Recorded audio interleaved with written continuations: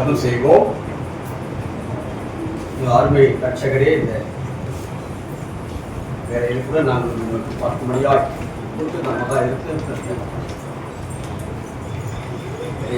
யோசிக்கும்பொழுது நாங்கள் அதை இன்னும் நன்கு கவனித்து அதை நம்முடைய மகிமை சேர்க்கிறீர்களாக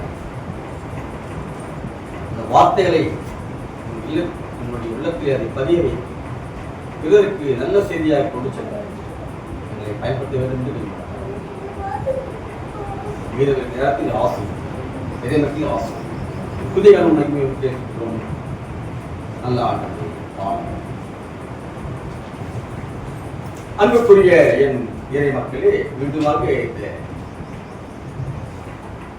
ஏப்ரல் மாதத்தில் 2வது வாரத்திலே நம்மை ஒன்றோடு இணைத்து நம்மை சந்திக்கும்படியான மகா இறக்குமதி கடவுள் சொன்னார்கள். இந்த நாளிலே நாம் சென்று வந்த இந்த வீதிகளிலே மகிழ்ச்சி காணப்பட்டது. ஏனென்றால் நமது சிறு துளிர்கள் 2 பிள்ளைகள் ஓரோடி அவருடைய இல்லத்திலே அந்த இளம் துளிர்களை கொடுத்து விட்டு வந்தது மிக மிக பெரிய மகிழ்ச்சி. இல்லையா? 2 சின்ன துளிர்கள் நாம் இன்னும் துளிர்களை போல இன்னும் நாம் சமுதாயத்தில் இருக்கிற புறந்தள்ளப்பட்டிருக்கிற மக்களை நாம் கண்டு கொடுக்கிற மக்களாக நற்செய்தி சொல்கிற பிள்ளைகளாக இன்னொன்று அறிவிக்க கர்த்தர் ஏறக்குரிய 2000 ஆண்டுகளுக்கு மேலாகவே அவர் எருசலேமிலே கவனி வந்த அந்த காரணம் என்ன என்பதை நாம் சிந்திக்க நாம் பிரியமானவர்களே, நேரத்தை கருதி நாம் சுருக்கமாக தியானத்திற்கோடு நாம் நிறைவு செய்வோம். பிரியமானவர்களே, இன்று 2 ஞாயிறுகளை நாம் அனுசரித்து என்றால், ஒன்று குருத்துவலை ஞாயிறு, 2வது நம்ம சென்னை பேராயில் கொடுத்திருக்கிற தலைப்பு திருநங்கைய ஞாயிறு. நம்மை சிந்திக்க நாம் அழைக்கிறோம்.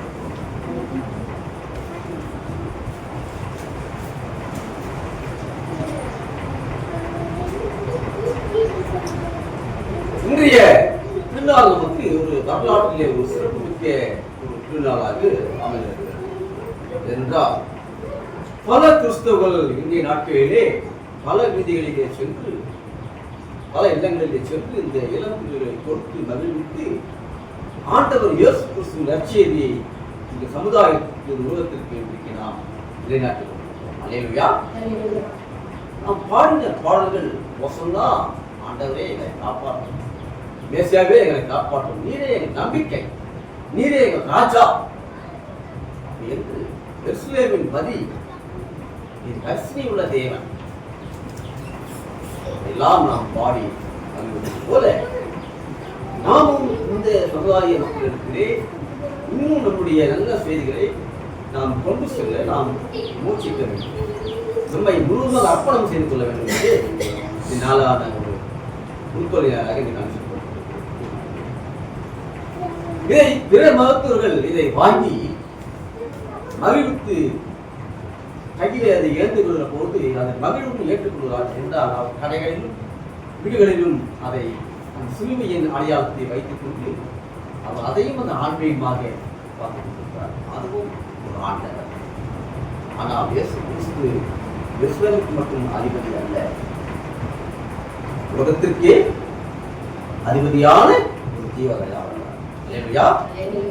எருசலேமுக்கு மட்டுமல்ல, இந்த உலகம் முழுவதற்கும் அதிபதி. அவர் வாழ்ந்த காலத்திலே அந்த எருசலேமை பற்றி அங்கு சொல்லப்படும். ஆனால் இயேசு கிறிஸ்து உலகத்திற்கு எல்லாம் அவர் ஒருவர் மாத்திரமே.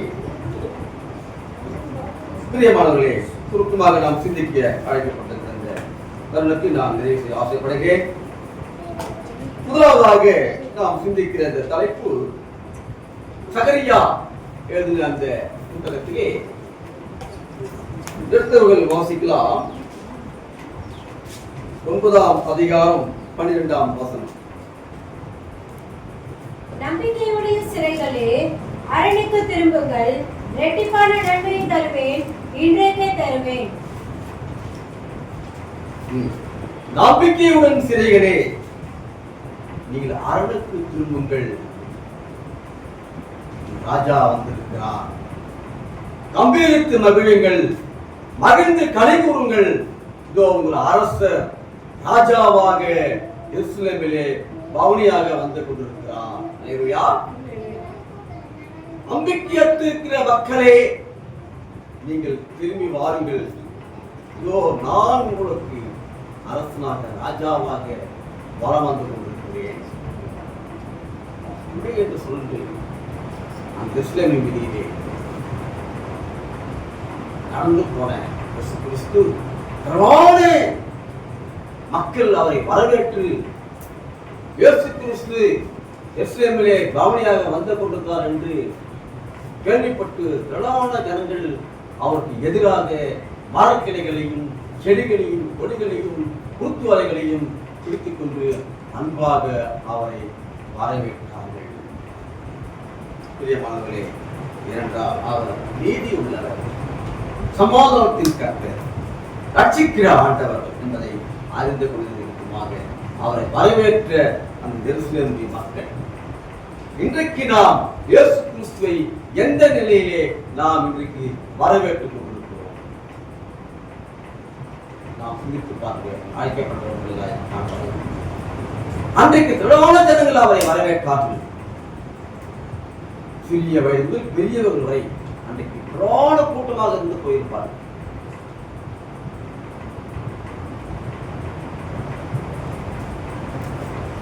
பிரியமானவர்களே, யாரும் ஏறில்லாத அந்த கழுதை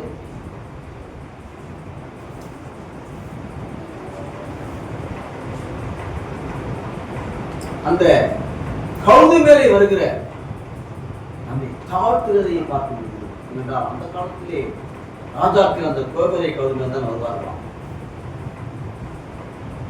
கோவர் என்றால் அரசன், ஏறு என்றால் ஏறுகிற ராஜா, கோபேறு ராஜா, கோபேறு கழுதைக்கு மேலே வலம் வருகிற அந்த ஆண்டவர் இயேசு கிறிஸ்து பவனியாக வருகிற அந்த காட்சி எதற்கு என்றால், இந்த 33 வயது இளம் வயது வாலிபர் அந்த எருசலேமிலே அவர்கள் நோக்கம் எதற்காக என்றால், எருசலேம் அன்றைக்கு வீழ்த்தப்பட்டது, எருசலேம் அன்றைக்கு வீழ்த்தப்பட்டது என்று சொல்லப்படுகிறது. அமைதியற்ற சூழல் நிறைந்த அந்த இஸ்ரேல் மக்கள் சிறைப்பிடிக்கப்பட்டு போனார்கள், துரத்தப்பட்டார்கள், சிலுவையிலே அறையப்பட்டார்கள், பிணங்களாக மதிலை தூக்கி வெளியே தூக்கி எறியப்பட்டார்கள். சிறைப்பட்டு போனது எருசலேம் நகர். இயேசு கண்ணீர் விட்டார். அந்த மக்களை பார்த்து கண்ணீர் விட்டார். இன்றைக்கு நம்மை பார்த்து கண்ணீர் விட்டுக் கொண்டே இருக்கிறார். ஏனென்றால் நாம் இன்னும் கூட இயேசு கிறிஸ்துவை நாம் எல்லாம் சிலுவையிலே அறைந்து கொண்டுதான் இருக்கிறோம். இன்னும் கூட நாம் கூட சிலுவையிலே அறைந்து கொண்டுதான் இருக்கிறோம். நல்லவருக்கு சிலுவை ஒரு நாளும் என்றென்றைக்குமே அது மறந்து கிடக்கிறார், மறந்து கொண்டேதான் இருக்கு. சிலுவை என்றைக்குமே அது மாறாது. சிலுவையுடைய துன்பம் நல்லவருக்கு எப்போதுமே விட்டு போகாது. ஏனென்றால் அந்த சிலுவையானது அந்த பாரங்களை நாம் மற்றவருக்கு கொடுத்து விட்டோம் என்றால், அந்த சிலுவையின் பாரத்தை மற்றவருக்கு கொடுத்து விட்டோம் என்றால் என்னுடைய பாரம் குறைத்து விட்டது என்று நாம் சொல்லுகிறோம். அதுவல்ல, இயேசு கிறிஸ்து சிலுவையாய் வாழ்கிறவன் எவனும் எப்பொழுதுமே சிலுவையை சுமக்கிற பிள்ளைகளாக இருக்க வேண்டும், எப்பொழுதுமே துன்பத்தை சகித்துக் கொள்கிற மனுஷனாக இருக்க வேண்டும். அதுதான் உண்மையான சீடத்துவம் என்று சொல்லப்படுகிறது. இயேசு எருசலேம் நகரை பார்த்து கண்ணீர் விட்டார், அழுதார் என்று சொல்லப்படுகிறது. மக்கள் சிதறடிக்கப்பட்டார்கள், கலங்கினார்கள். யார் எங்களை காப்பாற்றுவார்கள், யார் எங்களை தேற்றுவார்கள், யார் எங்களை ஆற்றுவார்கள், யார் எங்கள் சமாதானத்தை கொடுப்பார்கள் என்று ஏங்கியிருந்த மக்கள் அந்த நம்பிக்கை கொடுக்கிற ஆண்டவராக எருசலேமிலே வலம் வருகிற ஆண்டவராக காணப்பட்ட அமைதியற்ற சூழலிலே புதிய உலகை படைத்தனர். மனம் மாற நமக்கு அழைப்பு கொடுக்கிற ஆண்டவராய் காணப்பட்டார். மனம் திரும்புகிறவர்களுக்கு இறை அரசு கண்டிப்பாக உறுதியாக கொடுக்கப்படுகிறது என்று சந்தேகம் இல்லை. அங்கே நீதி இருக்கு, நீதி, ரட்சிப்பு, அமைதி, சமாதானம் எல்லாமே அந்த ராஜ்யத்திலே கொடுக்கப்படும். பிரியமானவர்களே, இது ஏற்கனவே ஏசியா எரேமியா தீர்க்கதரிசி மூலமாக நீங்கள் மனம் மாறுங்கள், நீதி நேர்மையை கடைபிடியுங்கள் என்று கிறிஸ்துவுக்கு முன்பாகவே தீர்க்க தரிசனம் உரைக்கப்பட்ட நிமித்தமாக இயேசு கிறிஸ்து அந்த எருசலேம் வீதியில் கூட அங்கே நீங்கள் நீதியையும் நேர்மையாக கடைபிடியுங்கள், இறையரசுக்கு நிச்சயமாக உறுதி செய்யப்படும் என்று பெருத்த துணியாய் எருசலேம் வீதியிலே அங்கு வலம் வந்தார் சொல்லப்படுகிறது. ஏனையும் நீதியையும் கடைபிடியுங்கள், நீதியும் நேர்மையும். ஏனென்றால் அங்கு நீதியில் நேர்மை ரோம பேரரசு மூலமாக அங்கே தீர்த்துனால் அங்கே கட்டிடப்பட்ட நிமித்தமாக எருசலேம் பாழாக்கப்பட்டது என்று சொல்லப்படுகிறது. எருசலேம் நகர் அமைதி முழுவதும் காத்திட எருசலேம் வீதியிலே பாவனையாக அந்த சீடர்கள் 12 பேரும் சீடர்கள் முன்னோக்கி செல்கிற பொழுது 3 வருடம் அவரோடு பயணித்த சீடர்கள் பெருத்த துணியாக மோசம்னா கர்த்தர் நாமத்தை வருவோம் ஸ்தோத்திரிக்கப்பட்டவர் என்று முன்னோக்கி செல்வதை நாம் பார்க்க முடிகிறது. எத்தனை வருடம்? 3 வருடம் அவரோடு பயணித்த சீடர்கள். நாம் இன்றைக்கு எத்தனை வருடமாக கிறிஸ்துவ ஆன்மீகத்தை நாம் பயணித்துக் கொண்டிருக்கிறோம்? 3 வருடம் சீடர்களாக பயன்படுத்த அந்த இயேசுவின் சீடர்கள் அந்த 3 வருடத்திலே அவரோடு பயணித்த அந்த வாக்குத்த உறுதிகளை எவ்வாறு பின்பற்றினார்கள்? நாம் ஆண்டாண்டு காலமாக கிறிஸ்துவ ஆன்மீகத்திலே நாம் வாழ்ந்து கொண்டிருக்கிறோம். ஆனால் நம்முடைய வாழ்க்கை இன்றைக்கு எவ்வாறு இருந்து கொண்டிருக்கிறது நாம் சிந்தித்து பார்க்க ஆடிப்பட்டிருக்கிறோம். 3.5 வருடத்துக்கும் எனக்கு 54 ஆண்டுகள் எனக்கு நிறைவு செய்ய நான் வந்துவிட்டேன். என்னுடைய வாழ்வு இன்றைக்கு எவ்வாறு இருந்து கொண்டிருக்கிறது? கிறிஸ்துவுக்காக கிறிஸ்துவ ஆன்மீகத்திலே என்னுடைய வளர்ச்சி எவ்வாறு இருந்து கொண்டிருக்கிறது? நாம் ஒவ்வொருவராக சிந்தித்து பார்க்க வேண்டும். சமுதாயத்திலே நம்முடைய வளர்ச்சி எவ்வாறு இருந்து கொண்டிருக்கிறது? நற்செய்தியை நாம் சொல்லிக் கொண்டிருக்கிறோமா? இல்லை மூடி மறைக்கப்பட்ட வேதாகமத்தை வீட்டிலே வைத்து அதை பூஜை செய்து கொண்டிருக்கிறோமா? நாம் ஒவ்வொரு சிந்தித்து பார்க்கிறோம். 3.5 வருடம் சீடர்கள் அங்கே அவரோடு பயணித்து அந்த நாளை திருநாளாக ஆண்டவரோடு மகிழ்ந்து களிகூர்ந்து எருசலேம் வீதியிலே சென்றார்கள். அவர்களை பார்த்து பிரதான ஜனங்கள் அவருக்கு முன்னோக்கியும் பின்னோக்கியும் ஓடி ஓசன்னா உலகத்திலே ஓசன்னா ஆண்டவரை மேசியா ராஜா எங்களை காப்பாற்றுகிறவர் இவரே என்று அங்கே ஆர்ப்பரித்தார்கள், எந்திரித்தார்கள் என்று சொல்லப்பட்டுள்ளது. மக்களே, ஆம் பிரியமானவர்களே, இன்றைக்கும் கடவுள் நம்மை பார்த்து நம் சமுதாயத்தை பார்த்து உலகத்தை பார்த்து இப்பொழுது கண்ணீர் சிந்துதான வாய்ப்பு இன்றைக்கு நடக்கிற உலக வாழ்விலே சமுதாய வாழ்விலே இன்னும் இஸ்ரேலிலே நடக்கின்ற அந்த பாலஸ்தீனா காசா போன்ற பகுதிகளை பார்த்து கண்ணீர் விட்டுக் கொண்டிருக்கிறார் என்று சந்தேகமில்லை. நம்மையே பார்த்து கண்ணீர் விட்டுக் கொண்டிருக்கிறார். ஏன்? நாம் இன்னும் மனமாற வேண்டும், நம்மை இன்னும் தூய்மைப்படுத்திக் கொள்ள வேண்டும், நம்ம இன்னும் சமாதானத்துக்குள்ள வர வேண்டும், நீதி நேர்மையை கடைபிடிக்க வேண்டும் என்று அவர் விரும்பி கொண்டிருக்கிறார். நாம் தான் விரும்ப மாட்டோம், ஆனா அவர் விரும்புகிற ஆண்டவராக காணப்பட்டுக் கொண்டிருக்கிறார். என் பிள்ளைகள் மனம் மாறணும், என் பிள்ளை நீதியை நேர்மையாக வாழ வேண்டும் அப்படி என்று நமக்காக அந்த சிலுவையிலே ரத்தம் சிந்தினார், நமக்காக பாடுபட்டார். இந்த குருத்துறை ஞாயிறு என்பது பரிசுத்த வாரத்துக்கு முதல் நாளாக வருகிற திருநாள். இப்பொழுதுதான் அவருடைய ஆரம்பிக்க போகிறது. என்றால் வருகிற வாரம் முழுவதும் அவருடைய பாடுகள் நிறைந்த நாட்களாக வருகிற வெள்ளிக்கிழமை நாம் சிந்திக்கப்பட்டிருக்கிற அந்த நிறைய வார்த்தையை நாம் தியானித்து பார்க்கும்போது அவர் எதற்காக நமக்காக உதவாக வந்தார் என்று நாம் சிந்தித்தார்.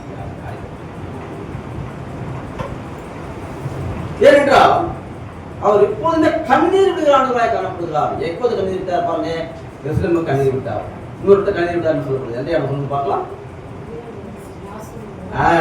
லாசரு மரிக்கிற போது கண்ணீர் விட்டார் என்று எழுதப்பட்டது. இன்னைக்கு நாமெல்லாம் சந்தோஷமா கிறிஸ்துவத்தில் இருக்கிறோம். மற்றவர்களையும் நற்செய்தி சொல்லி அழைக்கிற பிள்ளைகளாக மற்றவர்களுக்கும் நற்செய்தி சொல்ல வேண்டும். அதுதான் டியூஷன் சொல்றவங்களுக்கு இல்ல டியூஷன் சொல்ல மனல்லாதவங்களுக்கு ஐயோ டியூஷன் சொல்லணும்னா அவன் காலத்தில் இன்னும் ஐயோ தான் இன்றைக்கு நடக்குது. சமுதாய சூழ்நிலைகள், தேசத்தின் சூழ்நிலையை நீங்கள் பார்த்துக் கொண்டிருக்கிறீர்கள். மீடியாக்கள் இன்னும் வர காலங்கள் இன்றைக்கு புதிய சட்டங்களை போட்டுக் கொண்டிருக்கிறார்கள் இந்திய அரசிலே. நாளைக்கு நமக்கு என்ன வருமோ நமக்கு தெரியாது. இதெல்லாம் மனதில் வைத்துக் கொண்டு சுவிசேஷத்தை நாம் பாதுகாக்கிறார்கள். எப்படியா எருசலேமுக்காக கண்ணீர் விட்டு ரத்தம் சிந்தி நம்பிக்கையோடு சிறிகளே இடத்துல வாங்க, வருத்தப்பட்டு பாரதத்துக்குள்ள எல்லாரும் இடத்துல வாங்க, நாம் இலைப்பாளர்களுக்கான அவர் நீதி உள்ளவர், ரட்சிக்கிறவர், சமாதானத்தில் கர்த்தர் என்று சொல்லப்பட்டிருக்கிறது. அடிமைத்தனத்தினின்று மீட்டிருக்க வந்த எம்பெருமான் யோசுவின் ராஜா மேசியா என்று சொல்லப்படுகிறது. பிரியமானவர்களே, அமைதியற்ற சூழலில் எங்களுக்கு அரசாய் வருகிறவர், போற்றப்படுகிறவர் என்று சொல்லப்பட்டிருக்கிறது. விடுதலை பயணத்திலே 3:14 சொல்லப்பட்ட பிரகாரமாக அந்த எகிப்திலே அடிமையிலாயிருந்த இஸ்ரவேல் மக்களை விடுவிக்கிற கடவுளாக, நானே உங்களை விடுவிக்கிற கடவுள் யாவே என்று சொல் சொல்றார். நான் தான் யாவே, நான் தான் கடவுள், நான் தான் உங்களை விடுவிக்கிற கடவுள். சொல் பார்வனுக்கு சொல் போய், நான் தான் ராஜா, நான் தான் மேசியா அப்படி என்று சொல்கிற கர்த்தர் பெருத்த துணியாக நம்பிக்கையோடு சிறைகளே எல்லாரும் என்னிடத்தில் திரும்பி வாருங்கள், நான் உங்களுக்கு ராஜாவாக மேசியாக வந்து கொண்டிருக்கிறேன் என்று எவ்வளவு அழகான புத்தகமாக சொன்ன வார்த்தை. அல்லேலூயா. பிரியமானவர்களே, இந்த நாளிலே நாம் நம்முடைய ராஜா நம்மோடு இருக்கும்போது நாம் ஏன் பயப்பட வேண்டும்? ஒரு வாகனத்தை ஒரு பெற்றோர் தன்னுடைய பிள்ளைகளை வண்டியிலே செல்லும் பொழுது, ஒரு பேரண்ட்ஸ் ஆனவர் ஒரு பெற்றோர் வண்டியை இயக்கும் போது முன்னாடி அமர்ந்திருந்த பிள்ளையை எப்படி செல்லுகிறான்? ஒரு பயம் இல்லாமல் சென்று கொண்டிருக்கான். ஏனென்றால் வண்டியை ஓட்டுவது யார்? என்னுடைய தகப்பனார். அப்படிதான் நாம சிந்திக்க வேண்டும். நமக்கு முன்பாக செல்லுகிறவர் யார் என்றால் ஆண்டவர் இயேசு கிறிஸ்து நம் முன்பாக சென்று கொண்டிருக்கிறார். இதை நாம் நினைவு கொள்வோம். ஆக நாம் ஏன் பயப்பட வேண்டும்? நாம் ஏன் கலங்க வேண்டும், திகழடைய வேண்டும்? எனக்கு முன்பே போகிறவர் இயேசு ராஜா முன்னே செல்கிறார். ஓசன்னா கீதம் பாடுவோம், ஓசன்னா கீதம் பாடுவோம்.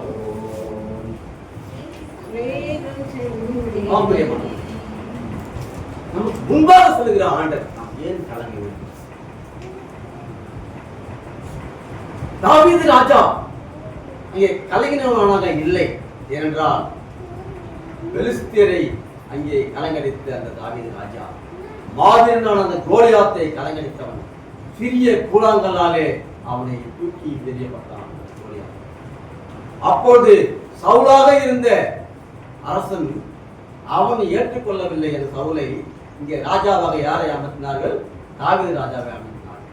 அப்படிப்பட்ட தாவீது வம்சத்திலே பிறந்த அந்த இயேசு கிறிஸ்து எருசலேமின் வாழ்வுக்காக மீட்டெடுக்க தன்னுடைய அதிகாரத்தை அங்கே பயன்படுத்துகிறார். நானே ராஜா, நானே மேசியா, பாருங்கள் என்று பாருங்கள், நான் நீதியும் சமாதானத்தையும் கொடுக்க வல்லவராக இருக்கிறேன், என்னிடத்தில் திரும்புங்கள், இரட்டிப்பான நன்மையை தருவேன் என்று சொல்கிறார்.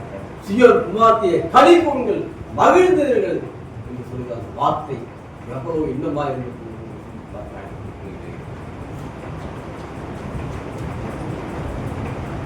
இன்னும் நமக்கு வாழ்க்கையிலே நீதியின் வாசலை திறக்க நாம் முற்பட வேண்டும். ஏனென்றால் அவர் நீதியின் வாசலை திறக்கிறார். நீதியின் வாசல் யார் என்றால் இயேசு கிறிஸ்து ஒருவர் மாத்திரமே. பிரியமாக நான் சுருக்கமாக நான் உங்களுக்கு ஆசைப்படுகிறேன். சங்கீதம் 118:10-12 பிரகாரமாக கர்த்தருடைய நாமம் எல்லா ஆயுதங்களுக்கும் மேலான ஒரு ஆற்றல் நிறைந்ததாக காணப்படுகிறது. கர்த்தர் என் கீதமுமானவர். சங்கீதம் வாசித்து பாருங்கள். சங்கீதம் 118:10-12. சங்கீதம் 118:10-12. எல்லா ஜாதியாரும் என்னை வளைந்து கொள்கிறார்கள், கர்த்தருடைய நாமத்தினால் அவர்களை சந்தரிப்பேன். என்னை சுற்றிலும் வளைந்து கொள்கிறார்கள், கர்த்தருடைய நாமத்தினால் அவர்களை சந்தரிப்பேன். தேனீக்களைப் போல என்னை வளைந்து கொள்கிறார்கள், கர்த்தர் என் பலனும் என் கீதமும் ஆனவர். அவர் எனக்கு ரட்சிப்பாளர். ஆனால் நீதிமான்களுடைய கூடாரங்களில் ரட்சிப்பின் கம்பீர சத்தம் உண்டு. கர்த்தரின் வலதுகரம் பராக்கிரமம் செய்யும். கர்த்தருடைய நாமம் எல்லா ஆயுதங்களுக்கும் மேலான ஆற்றல் நிறைந்ததாக காணப்படுகிறது. அவரே என் கீதமுமாய் இருக்கிறார். அவரே என் பலனாய் இருக்கிறார். என் எதிரிகளை எதிர்த்து போராடி வெற்றி பெறுகிற ஆண்டவராய் காணப்பட்டுக் கொண்டிருக்கிறார். நமக்கு எதிரிகளை இருந்தாலும் அதை போராடி வெற்றி கொடுக்கிற ஆண்டவராய் இருக்கிறார். எதிரிகள் முன் விருந்தொன்றை ஆயத்தப்படுத்துகிறார். எதிரிகள் முன் விருந்தொன்றை ஆயத்தப்படுத்துகிறார்.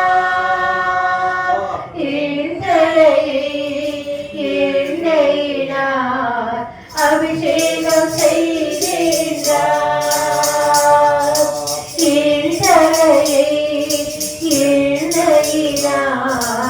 அபிஷேகம் செய்கின்றார். குட்டிகள் பட்டினி கிடக்கும். ஆண்டவரை தேடுவது குறையில்லையே. ஆண்டவரை தேடுவதற்கு எந்த குறையும் இல்லாம அவரே என் திறனாக இருக்கிறார். அவரே ரட்சிப்பா இருக்கிறார் என்று சந்தேகம் இல்லை. 118, 19, 20 பிரகாரமாக நீதியின் வாசல் இயேசு கிறிஸ்துவே. ஏனென்றால் அவர் நீதி உள்ளவர், அது மேல் பிரியப்படுவராய் காணப்படுகிறார். நியாயத்தை விலகப்படுகிற ஆண்டவராய் காணப்படுகிறார். 1 தீமோத்தேயு 3:16 ஆவியிலே நீதி உள்ளவர் என்று எழுதப்பட்டார் என்று எழுதி வைக்கப்பட்டிருக்கிறது. நீதி உள்ளவராக பாவங்களுக்காக பாடுபட்டார் என்று சொல்லப்படுகிறது. பிரியமானவர்களே, அவராலே என்று வேறொருவருக்கும் ரட்சிப்பு இல்லை, சாந்தமும் மனத்தாழ்மையும் இல்லை. இஸ்ரவேலின் ராஜா என்றும் எங்கள் கட்சியும் வஸ்திரங்களை விரித்து இயேசுவை அழைத்தனர் என்று சொல்லப்பட்டிருக்கிறது. நீரே தான் எங்கள் ராஜா, உண்மை தவிர யாரும் கட்சிகளுக்கு ஆளே இல்லை, நம்பத்தக்க போற யாருமே இல்லை, நீ ஒருவர் மாத்திரமே என்று வஸ்திரங்களை விரித்து ஆடைகளை விரித்து அவருக்கு முன் சென்று ஓசன்னா கர்த்தர் நாமத்திலே வந்து ஸ்தோத்திரிக்கப்பட்டவர் என்று எருசலேம் வீதியிலே சென்று வந்தார்கள். இன்றைக்கு நாமும் கூட இந்த பகுதிகளிலே இன்றைக்கு ஓசன்னா ஜெயம் கீதம் பாடுவோம். அவனை சொல்கின்ற ராஜா எருசலேமின் அதிபதியை இந்த மஞ்சபாங்கத்தின் அதிபதியாக இருக்கிறார். இந்த மஞ்சபாங்கத்தில் நாம் சென்று வந்த பாதை அவர் நமக்கு முன்னோக்கி சென்று கொண்டிருந்தார். அல்லேலூயா. நீங்க எத்தனை பேர் விசுவாசித்துக் கொண்டிருக்கிறீர்கள்? அவர் நமக்கு முன்னோக்கி சென்று இந்த மஞ்சபாக்க பகுதியை அவர் அதிபதியாக நமக்கு முன்பாக அதிபதியாக இந்த மஞ்சபாக்க பகுதியிலே சென்று கொண்டிருந்தார். நாம் விசுவாசிக்க வேண்டும். அன்றைக்கு எருசலேம் வீதிகளிலே, இன்றைக்கு நம்முடைய வீதிகளிலே என்னுடைய மக்கள் மனமாற வேண்டும், நீதியும் நேர்மையும் கடைபிடிக்க வேண்டும். நானே ரட்சகர், நானே மேசியா, நானே நீதி உள்ள கடவுள் என்பதை விசுவாசிக்க வேண்டும் என்று ஆண்டவர் விரும்புகிறபடியினாலே அவரை நாம் குருத்தோர்களை பிடித்துக் கொண்டு முன்னோக்கி நடத்துவாங்க. இன்னும் ஒரு ராஜ்யத்துக்கு நாம் பரமத்த ராஜ்யத்துக்கு அந்த நற்செய்தியை சொல்லுகிற பிள்ளைகளாக, இன்னும் மனம் மாறாதவர்களை மனம் மாற்றுகிற நற்செய்தியை சொல்லுகிறவர்களாக நம்மை பயன்படுத்த அவர் விரும்பி கொண்டிருக்கிறார்களே. குருத்தோர்களை பிடித்துக் கொண்டு அவருக்கு பின் சொல்லுவோம். குருத்தோர்களை பிடித்துக் கொண்டு கர்த்தருக்கு முன்பு நாம் நின்று முன்பாக சென்று கொண்டு வருவோம். குருத்தோர்களை பிடித்துக் கொண்டு கர்த்தருடைய ஆயத்திற்கு நாம் அவரை அறிவித்து அவரை வரவேற்பது சந்தேகம். இரண்டாவதாக என் இல்லம் இறைவேண்டலின் வீடு அப்படி என்றால் லூக்கா 19:45 வாசித்த பகுதியிலே எஸ்லேம் நகர் வீதிகளிலே பவனி வந்த ஆண்டவர் எஸ்லேம் தேவாலயத்திற்கு நுழைகிறார் என்று சொல்லப்படுகிறது. ஆனால் எஸ்லேம் வீதிகளிலே வந்த ஆண்டவர் எங்க நேரம் போனார் அப்படின்னா எஸ்லேம் தேவாலயத்துக்கு போனார். அந்த எஸ்லேம் தேவாலயம் எப்படிப்பட்டது? முதல்ல யாரு கட்டினது அப்படின்னா அந்த எஸ்லேம் தேவாலயம் சாலமோன் நேரத்தினாலே கட்டப்பட்ட தேவாலயமா இருந்தது. அந்த தேவாலயம் பிறகு சாலமோனாலே அது அழிக்கப்பட்டது என்று எழுதி வைக்கப்பட்டது. ஆனால் அதற்கு பிறகு சுற்று ஆலயமாக நெகேமியா தீர்க்கதரிசி மூலமாக இந்த ஆலயம் கட்டப்பட்டது. பிரியமானவர்களே, அங்கே அந்த தேவாலயம் உண்மையான ஆன்மீகத்தை துறந்து எருசலேம் தேவாலயத்துக்கு நுழைந்த இயேசு கிறிஸ்துவானவர் அங்கே உண்மையான ஆன்மீகத்தை துறந்து வியாபாரமாக்கப்பட்டிருந்தது. லூக்கா 19:45 வாசித்து பாருங்க. லூக்கா 19:45. பின்பு அவர் தேவாலயத்தில் பிரவேசித்து அதிலே விற்கிறவர்களையும் கொள்ளுகிறவர்களையும் என்னுடைய வீடு ஜெப வீடாக இருக்கிறது என்று எழுதியிருக்கிறது, நீங்களோ அதை கள்ளர் தொகை ஆக்கினீர்கள் என்றார். அந்த தேவாலயம் உண்மையான ஆன்மீகத்தை துறந்து வியாபாரத்தை மையப்படுத்தி சடங்குகளை சம்பிரதாயங்களை உள்ளடக்கி போலியான பக்திக்கு அடிமையாக்கப்பட்டிருந்தது. இதற்கு முன்பாகவே கிறிஸ்துக்கு முன்பாகவே இயேசுயா எரேமியா தீர்க்கதரிசி மூலமாகவே சொல்லப்பட்ட பிரகாரமாக என்னுடைய வீடு சகல ஜனத்தாருக்கும் ஜப வீடு என்று எழுதி வைக்கப்பட்டிருந்தது. பிரியமானவர்களே, அப்படிப்பட்ட ஜப வீட்டை அங்கே வியாபாரமாக்கி புறாக்களையும் கோழிகளையும் கவுடிகளையும் மாடுகளையும் ஆடுகளையும் விற்பனை ஸ்தலமாக மாற்றி விட்டார்கள். தேவாலயத்தை பார்த்து இயேசு கிறிஸ்து எப்படி பட்டுப்பாருங்க. நாம் என்ன பண்ணுவோம், இரும்புகளையும் தறிகளையும் எடுத்துக்கொண்டு நான் தேவாலயத்தில் வந்து என்னடா பண்றது சொல்லிட்டு ஆட்சி காட்டி அவர் அப்படி வெட்டினார் என்றது எழுதப்படவில்லை. அவர் கொஞ்சம் கோபப்பட்டிருப்பார். கடவுள் கோபப்பட்டிருப்பார்.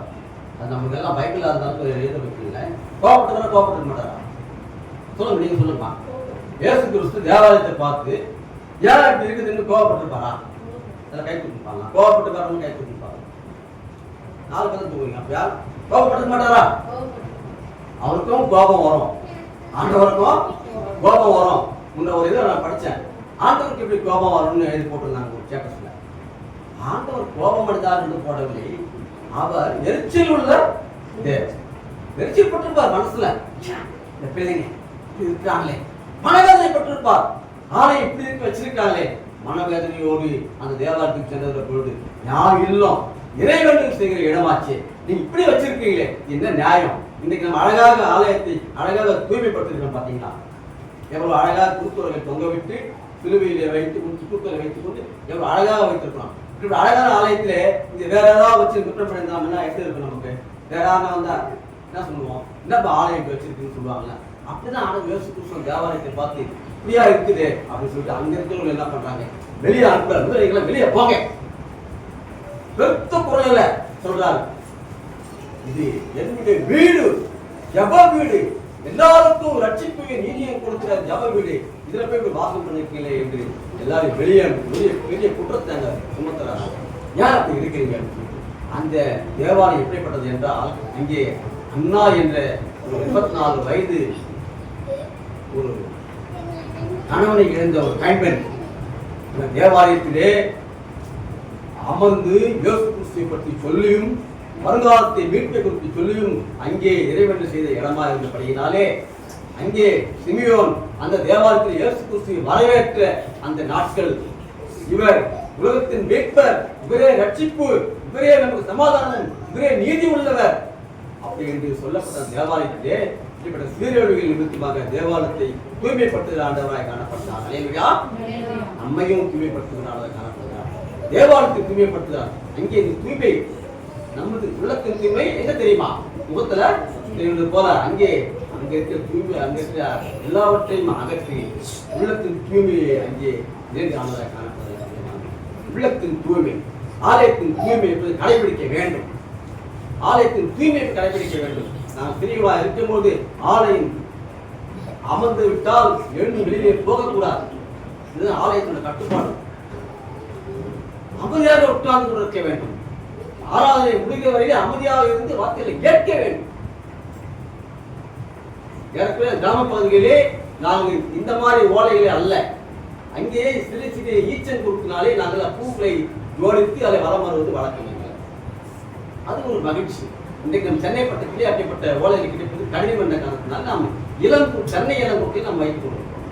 பெரிய பெரிய கிராமப்புற பகுதிகளிலே ஈச்ச மட்டையை நாங்கள் அதை கட் பண்ணி அதை பூக்களை ஜோடி முள்முள்ளா இருக்கும். அந்த பூக்களை குடிச்சு கொள்வோம். அது ஒரு மகிழ்ச்சியான தருணங்கள். அதெல்லாம் நம் சென்னை பட்டத்தில் கிடைக்கும் தருணம். அதனால் ஆலயத்தை நாம் அழகுபடுத்த வேண்டும், தூய்மைப்படுத்த வேண்டும். இதனால்தான் தேவாலயத்துக்கு நோய்ந்த உடனே அதிகாரம் மிக்க துணியிலே என்னுடைய இல்லம் இறைவன் செய்ய இடமா இருக்கிறது, இதை கல்லர் குகையாக்கி இருக்கிறீர்களே என்ற பெரும் குற்றச்சாட்டை அங்கே நிறுத்தாங்க. இதை அறிவிக்கும் முன்பு அங்க வியாபாரம் செய்தவங்களை வெளியே போங்க அப்படின்னு சொல்றாரு. அங்கே வார்த்தையினாலே திருப்பணியாற்ற வந்த இயேசு கிறிஸ்து இந்த செயல்கள் மூலமாக ஆலயத்தை தூய்மைப்படுத்துவதற்கு எத்தனை அவசியமான அங்கே நினைவுபட்டவர்களாக காணப்படுகிறார். ஆலயத்தை நீங்கள் தூய்மைப்படுத்த வேண்டும். ஆலயம் தூய்மையா இருந்தா அவங்க உள்ள எப்படி இருப்பான்? உள்ள எப்படிமா இருக்கும்?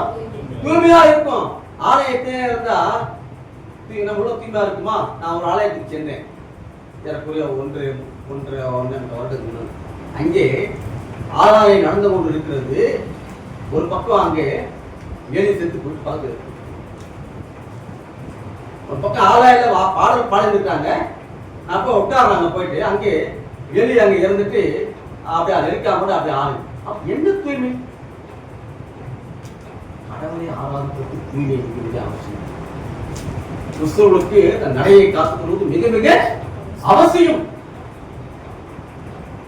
ஒரு காலம் சொல்லப்பட்டது, இந்த காலத்திற்கு அது ஏற்றதா என்று சொல்ல முடியாது.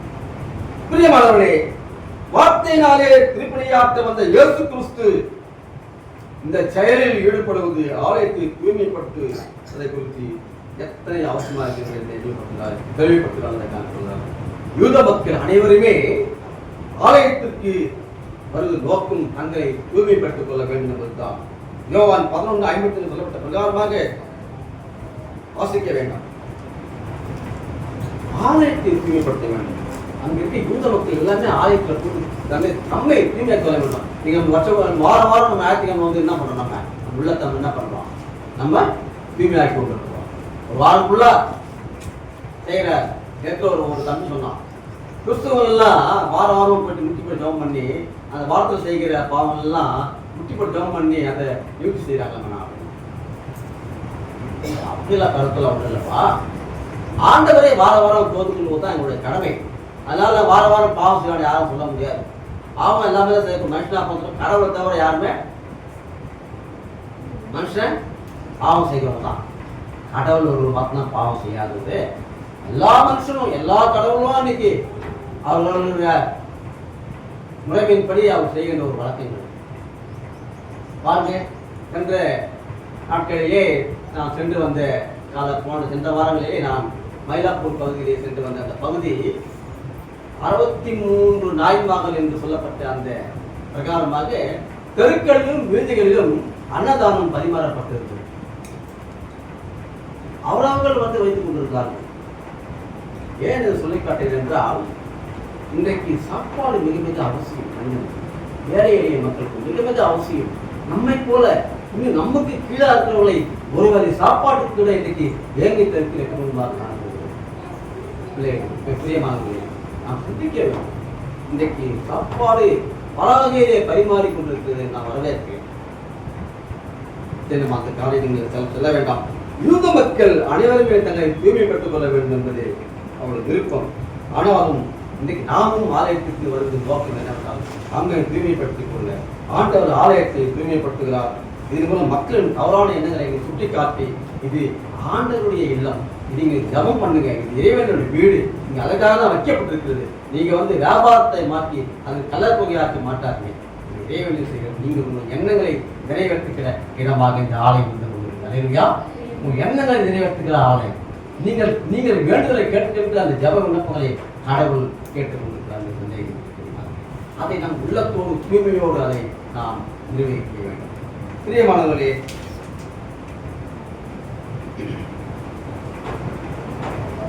அதுவும் என்றால் நாம் வழிபடும் ஆலயம் தூய்மையானது இறைவேண்டல் செய்யும் இடம் என்று சொல்லப்படுகிறது. நமக்கு விடுதலையை கொடுக்கிறது சொல்லப்படுகிறது. கெட்டான சூழ்நிலை அடிமைத்தனத்தின் விடுதலையை பெற்றுக்கொள்ள இடமாக ஆலயம் காணப்படுகிறது. இத்தகைய விடுதலையின் விழிப்புணர்வை ஆண்டவர் இயேசு கிறிஸ்து கிறிஸ்தவ தேவாலயத்திலே அன்றைய நாட்களிலே நிறைவேற்றினார். ஆனால் இன்றைய கூட தொடர்ந்து நம்மையும் கூட விடுதலை கொடுத்த ஆண்டவராக, நம்மை தூய்மைப்படுத்துகிற ஆண்டவராக, எப்போதுமே நமக்கு நிலைநாட்டுகிற மேசியாவாக அரசராக எப்போதுமே திருநங்கை சந்தேகங்களை தெரியுமாங்க. மூன்றாவதாக திருநங்கை நாயர் என்று அனுசரிக்கப்படவாக சில குறிப்புகளை நான் நிறைவேற்றுகிறேன். பிரியமானவர்களே, மூன்றாம் பாலினத்தவர்கள் என்று சொல்லப்படுகிற சமத்துவம் நாட்களிலே குறைவாக காணப்பட்டுள்ளன. மூன்றாம் பாலினத்தவர் சமத்துவம் உரிமையும் காக்கப்பட வேண்டும் சமுதாயத்திலே. இன்றைக்கு மூன்றாம் பாலினத்தில் திருநங்கை என்று அழைக்கப்படுகிற சகோதரர்கள் சகோதரிகள், பிரியமானவர்களே, தாயின் வயிற்றில் இன்றி அன்னைகளாக இறந்தவர்கள் உண்டு. மனிதர்களாக அண்ணலாக்கப்பட்டவர்களும் உண்டு. பரலோக ராஜ்யத்தின் நிமித்தம் தங்களை அனலாக கொண்டவர்களும் உண்டு என்று சொல்லப்படுகிறது. இதை ஏற்றுக்கொள்ள வல்லவன் ஏற்றுக்கொள்ள கடவன் என்றார். மத்தேயு 19:12 சொல்லப்பட்டிருக்கிறார். பிரியமானவர்களே, கர்த்தருடைய பார்வையிலே எல்லாருமே சமமானவர்கள் தான். ஏனென்றால் இந்த நிறைவு பயிர் என்றால் இன்றைக்கு திருநங்கையர் நியாயம், குத்துவ நியாயங்கள் 19 திருநங்கை நியாயம் நாம் அனுசரிக்க வேண்டும் என்று கேட்டுக்கொண்டிருக்கிறோம். அதாவது ஏசாயா 56:3-7 வரை வாசித்து பார்த்தோம்னா அதிலே அதனுடைய பகுதி கொடுக்கப்பட்டிருக்கிறது. என்னுடைய வீடு சகல ஜனங்களுக்கும் ஜப வீடு, கர்த்தருடைய பிள்ளைகளுக்கு ஒவ்வொருவருக்கும் பரலோகத்தில் புதிய பெயர் அழைக்கப்பட்டிருக்கிறது எழுதப்பட்டிருக்கிறது. வெளிப்பட்ட சுவிசேஷம் 2:17, 3:12 சொல்லப்பட்ட பிரகாரமாக மோசே நியாய பிரமாணத்தின்படி அந்த காலகட்டங்களிலே அங்கே அப்படிப்பட்டவர்களுக்கு அங்கே ஆசாரிய நிர்வாகம் செய்வதற்கும் அங்கே பல இடங்களிலே கோயில்களுக்கு செல்வதற்கு அவருக்கு தடை செய்யப்பட்டிருந்தது. பிரியமானவர்களே, எப்படி என்றால் அப்பாணிகள், குருடர், கை சும்புகிறவர்கள், கண்ணில்லாதவர்கள், உழவர்கள் எல்லாம் ஆலயத்துக்குள் செல்லக்கூடாது. இன்றைக்கு அப்படி அல்ல, எல்லாரையும் வரவேற்க வேண்டும், எல்லாரையும் உள்ளே கொண்டு வர வேண்டும். நாம் இதை செஞ்சு கொண்டிருக்கிறோமா? இன்னைக்கு ஒரு முடவன் உட்கார்ந்து என்ன பண்றோம்? அங்கேயே உட்காருன்னு சொல்றோமா இல்லையா? கிறிஸ்துவம் தான் நம்ம கூட நம்ம சொல்றோமா இல்லையா? அவனை பார்த்து கிண்டல் பண்றோம், கேலி பண்றோம். இதுவல்ல, இது ஆண்டவர் விரும்பவில்லை. ஆவார் அதை நீ ஏற்றுக்கொள்ளவில்லை என்றால் ஆண்டவர் நம்மையும் புறக்கணிப்பார். நீங்க அவரை ஏற்றுக்கொள்ள வேண்டாம், ஆண்டவர் நம்மையும் புறக்கணித்து விடுவார். அதை ஞாபகம் சொல்லியிருந்தீங்க. பிரியமானவர்களே, அங்கே தடை செய்யப்பட்டால் மோசே நியாயப்பிரமாணத்தின்படி, ஆனால் இயேசு கிறிஸ்து சிலுவையிலே நியாயப்பிரமாணத்தை முடிவுக்கு கொண்டு வந்துவிட்டார். அங்கே புதிய கட்டளைகளை கொடுத்து எவரையும் தள்ளி வைக்காமல் அனைவருமே சேர்த்துக் கொண்டார் என்று எழுதி வைக்கப்படுகிறது.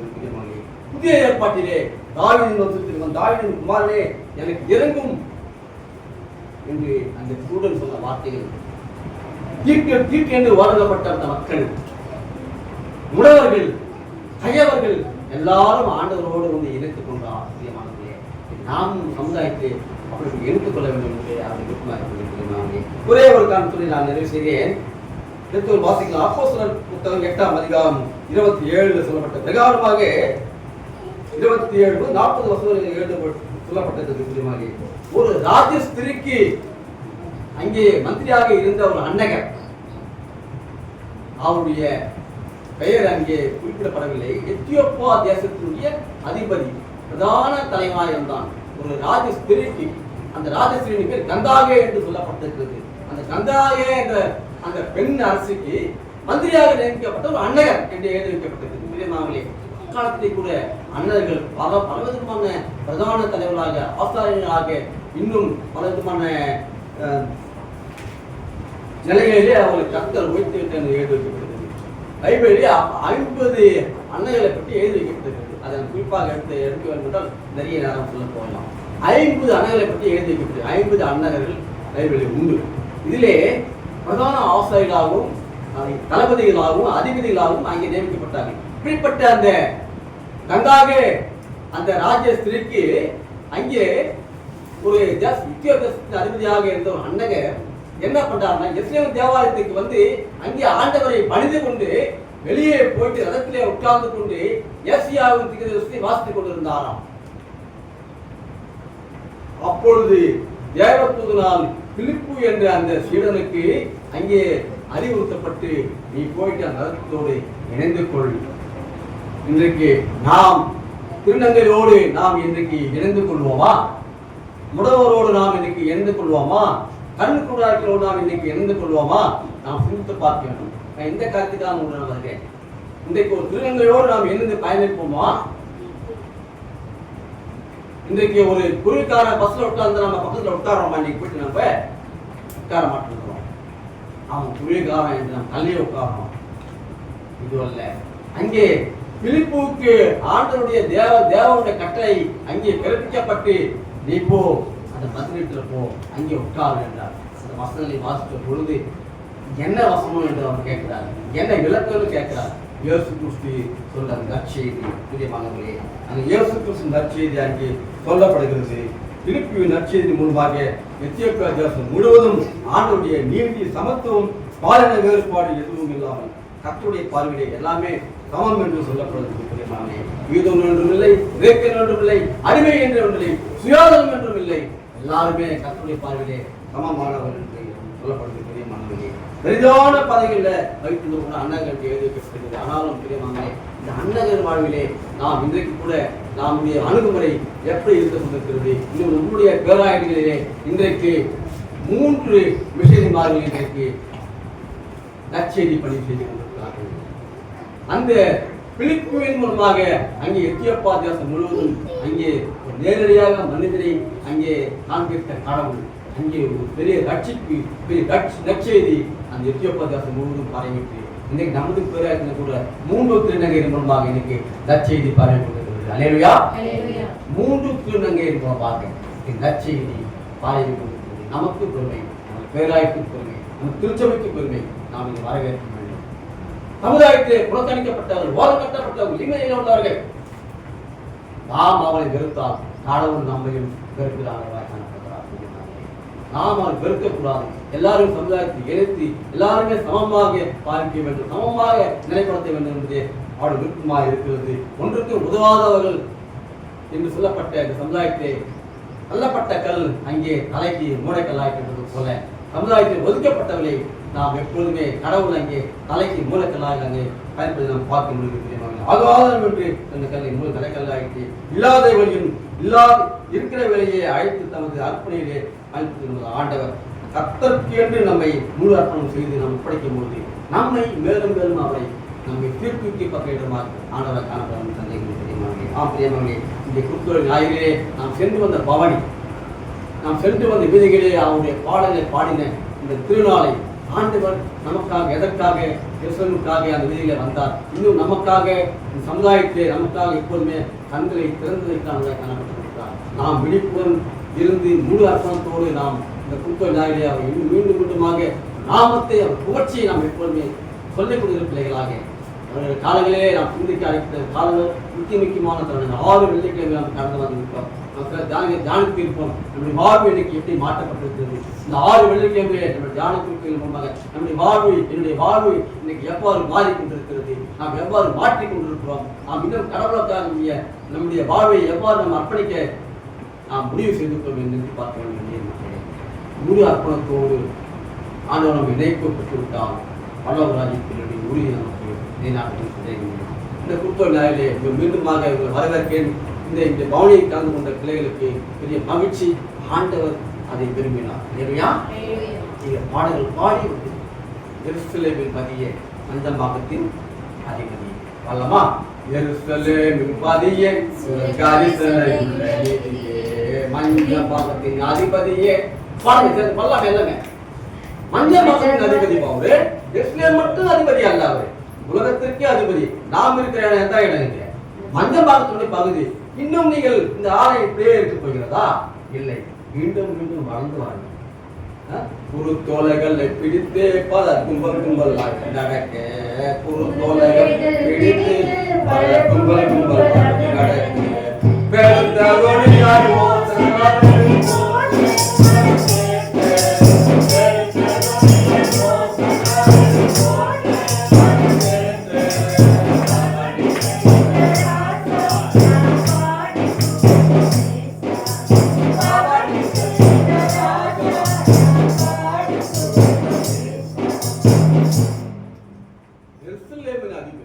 உலகத்திற்கே அதிபதி நமக்காக நம்முடைய பாவங்களுக்காக நம்பிக்கையுள்ள சிலைகளே எல்லாரும் இருக்கிற வாருங்கள்.